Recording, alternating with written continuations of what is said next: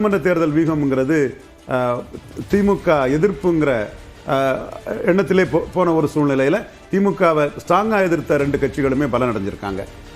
ஒரு அண்மை தகவலை பார்க்கலாம். மத்திய மற்றும் காவிரி டெல்டா மண்டலத்தில் மொத்தம் 46 தொகுதிகள் இருக்கு. இதில் 19 வந்து திமுக முன்னிலையில் இருக்கு. மத்திய மற்றும் காவிரி டெல்டால அதிமுக 15 இடங்கள்லையும் தாவேகா 12 இடங்கள்லையும் முன்னிலையில் இருக்கு. ஸோ இந்த தொகுதிகளை பொறுத்த வரைக்கும் பெரும்பாலும் திமுகவுடைய கோட்டை அப்படின்னு சொல்ல முடியும்.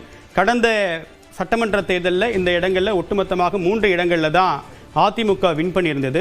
இப்போ திமுக அப்படின்றது 19 இடங்களில் முன்னிலையில் இருந்தாலும் கூட அடுத்தடுத்த இடங்களில் அதிமுகவும் திமுகவும் இருக்குது அப்படின்றது தாவேகாவும் இருக்குது அப்படின்னு கவனிக்க வேண்டிய அம்சமாக பார்க்க முடியுது. ஸோ ஒட்டுமொத்தமாக 19 இடங்களில் தான் டெல்டா மத்திய மண்டலத்தில் திமுக முன்னிலையில் இருக்குது. அதிமுக 15, தாவேகா 12 இடங்களில். ஸோ தாவேகாவுடைய கோட்டை அப்படின்னு சொல்லப்பட்ட கணிக்கப்பட்ட இடங்கள் சென்னைக்குட்பட்ட சென்னை ஒட்டியிருக்கக்கூடிய புறநகர் பகுதி, கேடிசிசி மண்டலம். இந்த மண்டலங்களில் தாவேகா மிகச்சிறப்பாக வாக்கு வங்கியை பெற்றிருக்காங்க. அதே மாதிரி மேற்கு மண்டலத்திலையும் வட மாவட்டங்கள்லையும் தாவேகாவுடைய வலிமை அப்படின்றது தொடர்ச்சியாக நிரூபிக்கப்பட்டிருக்கு அப்படின்னு சொல்கிறாங்க. இன்னொரு பக்கம் சில இடங்களில் திமுகவுடைய கோட்டையில் ஒரு மிகப்பெரிய பாதிப்பை தாவேகா ஏற்படுத்தியிருக்கு.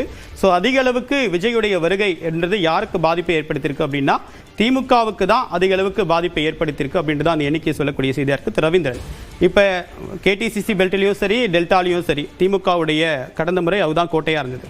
இப்போ இந்த இடங்களில் இவ்வளவு எளிதாக தாவேகா முன்னிலையில் இருப்பதற்கான காரணம் என்ன? அவங்களுடைய பெர்ஃபார்மன்ஸ்க்கு என்ன காரணம் நினைக்கிறேன்? இதுதான் திமுகவுக்கு வந்து கூட்டணி கட்சிகளோட அந்த வாக்கு வங்கி சோசியல் இது வந்து கை கொடுக்காத ஒரு சூழ்நிலை ஆகிப்போச்சு. அரசியல் களத்துக்குள்ள திமுக எந்த மக்களுக்கான ஒரு சக்தியாக இருந்தாரோ அதை வந்து திரைத்துறையில் அதை விஜய் தொடர்ந்து காட்டிட்டு இருந்தார். அது அரசியல் களத்துக்குள்ளேயும் அவருக்கு டிரான்ஸ்லேட் ஆயிட்டு